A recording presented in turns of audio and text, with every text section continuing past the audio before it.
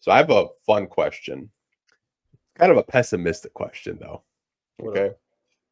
So I want to know, what is your biggest concern this upcoming season with the Pistons? Size.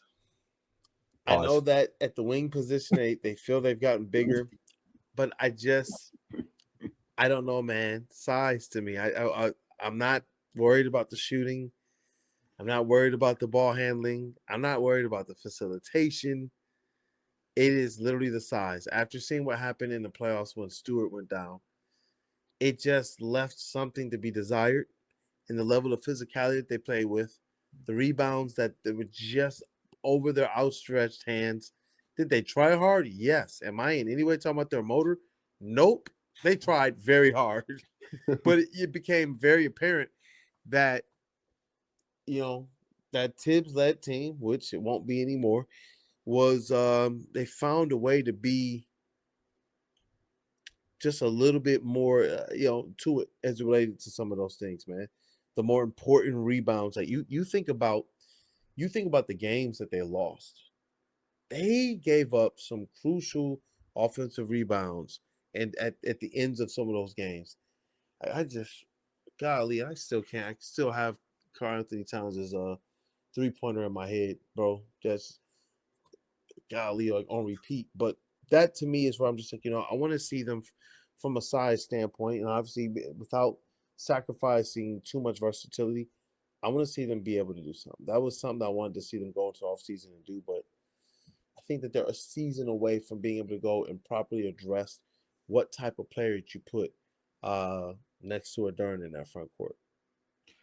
So I have two. I think size is actually a good one. My first one is turnovers, because I still think they're going to turn the ball over. I don't think it's just going to go away. I still think this is going to be a team that does turn the ball over. I hope it's not, 18, 19, 20 every night, having those uphill battles. Like, I was doing post-game podcasts last year, and a lot of people that are subscribed to this YouTube channel remember I used to call the Pistons the cardiac kids, because it'd be the fourth quarter. They're down 8, 3 minutes to go, tie game, and I'm biting my nails. I'm screaming at my TV. It's chest pains. Like, turnovers for me is number one. Number two is fouling. Like, this was a team that on most nights you're looking first quarter, Jalen Duren's got 2 fouls. He's got to go sit. Isaiah Stewart's got a foul. He's got to go sit. Man, Gate had a couple reach-ins. He's got to go sit. Like, those are the two things that I'm most concerned with this team. I think fouling to me is a discipline thing, which they can work out. I think the turnover situation is just a chemistry thing, and, learning where your teammates like to be.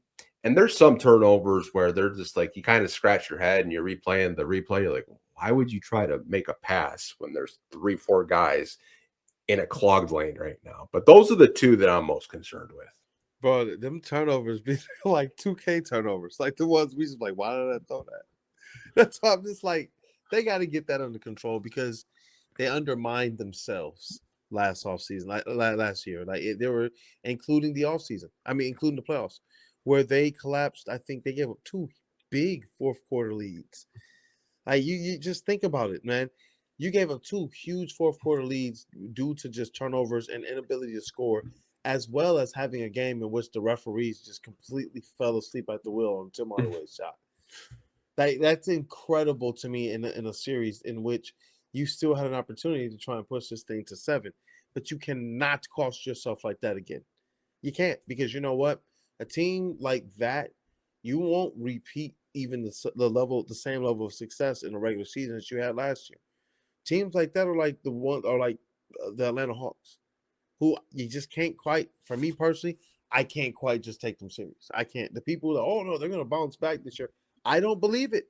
I called their demise last year for some of the same stuff, and I feel like if you're the Pistons, you want to make sure that you avoid that at all costs. I call it the all dysfunction teams. And I do believe that Atlanta is one of it. They don't even know really what they're going to do with Trae Young. Every year, every trade deadline, there are rumors. When it reaches hoops hype, when it's coming from some of the guys that we know, it's just like, it's real, man. And so, Man, the Pistons are in a good place. They are in a good place overall, but I feel you, man, as it relates to the turnover battle, and then as it relates to the fouls, I think that you're right. Discipline, kind of tutelage, education, knowing where to be. Like there was and stamina. There were some fouls where they were out of place and they looked tired. And they were so gassed that they even looked tired when they were complaining about the foul call. You know what I mean? So it's just there's times with Cade, like seriously, that's y'all know me. I love Cade. Like that's a guy who I do believe is going to be and punctuate that superstar status. But there are times where you just see him even like, and it's just like, really the foul was because you were just out of place. And we know some of those fouls or those anticipation fouls, just because you kind of reached and you can say, I didn't touch him. But bro, you really look like you altered something. You're going to get that call. They're going to call that. But when it's the player who looks a little bit more engaged, active, can beat the offensive player to the spot, that's where I do believe that you're going to see less fouls. But I think you're spot on with those. Those are two really big concerns that I'm hoping they get figured out, because it cost them. It cost them a lot last year.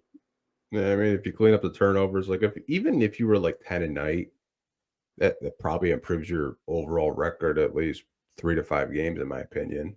Like it honestly does if you take care of the basketball. You can't go into games turning over 20 plus times, expecting to win each and every game.